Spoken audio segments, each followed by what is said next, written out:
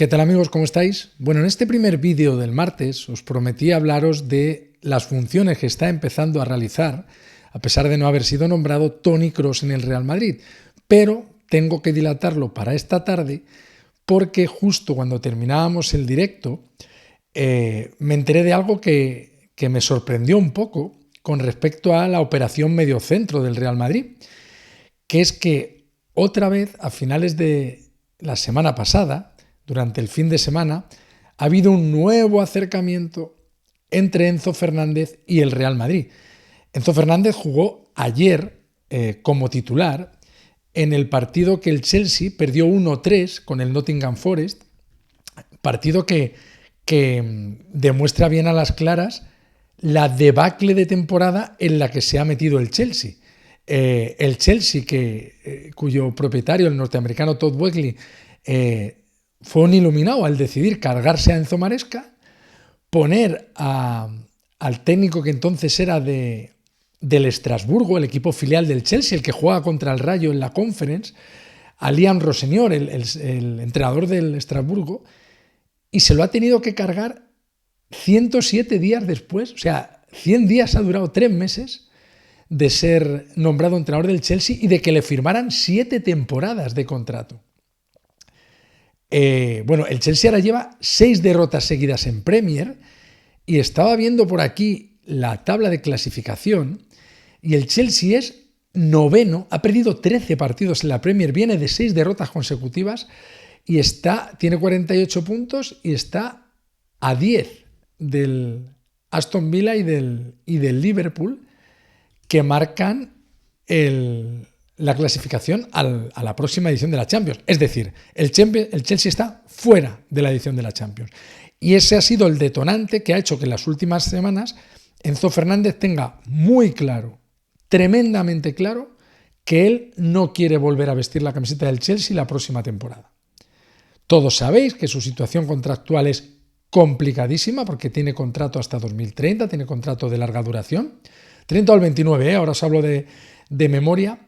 Ya claro, con tantos jugadores que se ofrecen al Madrid, con tantos jugadores que tantea al Madrid, con tantas llamadas, con tantos entrenadores, ya me explota la cabeza. La tengo grande, pero ya las neuronas se ralentizan y sobre todo a primera hora de la mañana.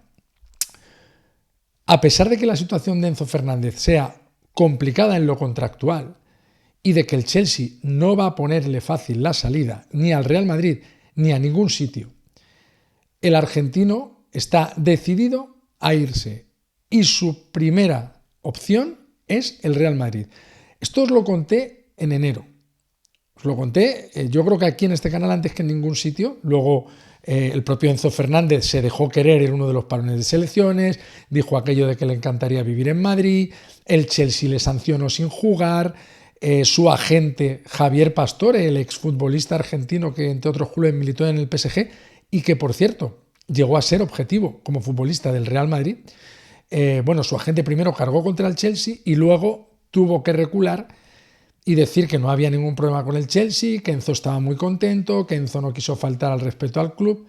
Bueno, la realidad es que primero Enzo Fernández se ofreció al Real Madrid hasta 2 veces a través del intermediario que realiza operaciones para el equipo blanco con clubes de la Premier, un intermediario de absoluta confianza.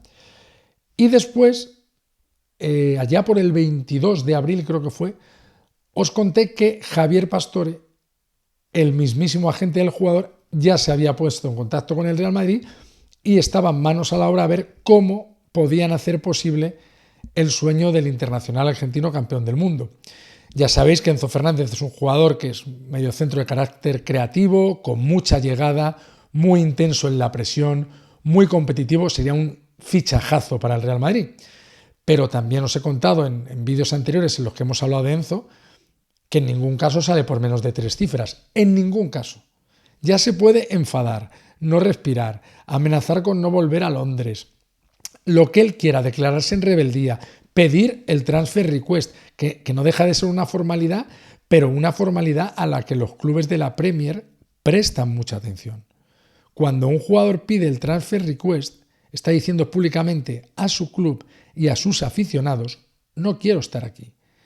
Y los clubes ingleses, el Chelsea, es un club orgulloso y es un club que dirá, ¿no quieres estar aquí? Bueno, show me the money, tráeme la pasta. ¿Cuánta pasta quiere el Chelsea por Enzo Fernández?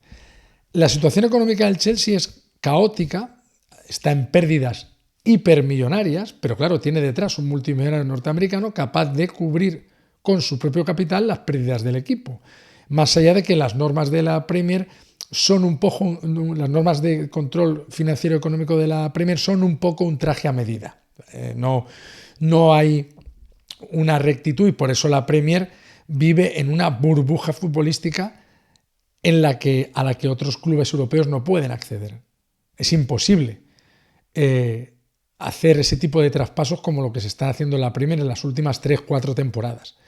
Se lo están comprando todo y les da igual el sobreprecio. Se lo compran entre ellos o se lo compran a terceros.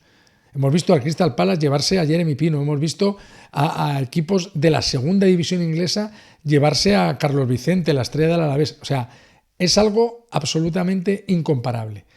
Pero aunque el Chelsea tase a Enzo Fernández en ese entorno de los 120, 130 millones, el Chelsea pagó por él tras el Mundial de 2022 121 millones de euros, un auténtico dineral. Y Enzo tenía entonces 21 años. Ahora tiene 25, es un jugador hecho, ganó el Mundial de Clubes con el Chelsea, ganó el título europeo, la Conference también con el Chelsea.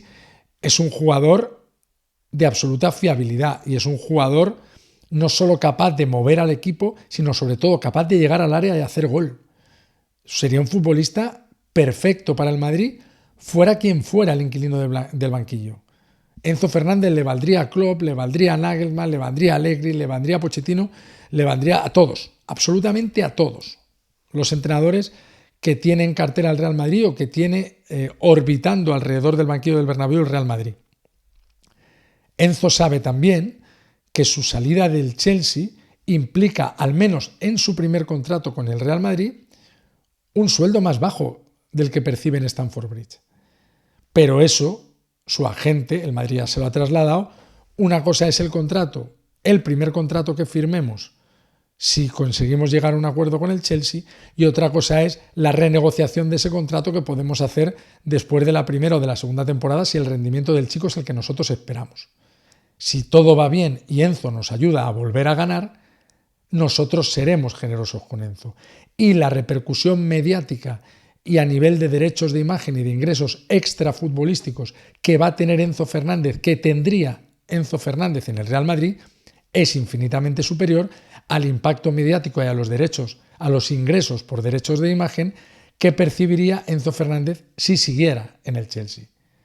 Por eso la novedad que os cuento es: otra vez Enzo Fernández a la desesperada, su agente contacta con el Real Madrid, otra vez insiste en que el club blanco sepa que la prioridad del jugador es vestir de blanco, es jugar en el Real Madrid, y que está dispuesto a hacer un esfuerzo, a pedir el transfer request, a enfrentarse con el propietario del Chelsea, a mantener un pulso como el que su día tuvieron que mantener Luka Modric o Gareth Bale para irse del Tottenham, Cristiano Ronaldo, que tardó varios años en poderse ir del Manchester United, el propio David Beckham. Es decir, el Madrid a lo largo de su historia reciente ha fichado a grandes futbolistas de la Premier, a Michael Owen del Liverpool, luego con la carta de libertad a Trent Alexander-Arnold, a Antonio Rüdiger, a Steve McManaman, es decir, a muchos jugadores de la Premier.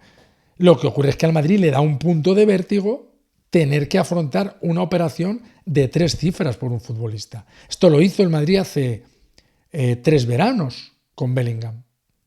Pagó 120 millones por Bellingham, porque sabía que o pagaba 120 millones por Bellingham o Bellingham se iba a la Premier. En el caso de Enzo Fernández es algo similar. O el Madrid asume que tendrá que pagar 100 millones o Enzo Fernández probablemente acabe en otro equipo de la Premier. Lo que pasa es que habrá que ver cuánto le pide el Chelsea a un equipo de la Premier, a un rival directo de su liga. Con el Real Madrid, al fin y al cabo, el jugador emigra. Con un equipo de la Premier, a Enzo Fernández te lo encuentras por lo menos 2 veces al año, más si te enfrentas en el FA Cup una tercera vez. Luego ese factor, el hecho de que el Chelsea, si lo tiene que vender, prefiera venderlo lejos de Inglaterra a venderlo a la Premier, también juega a favor del Real Madrid.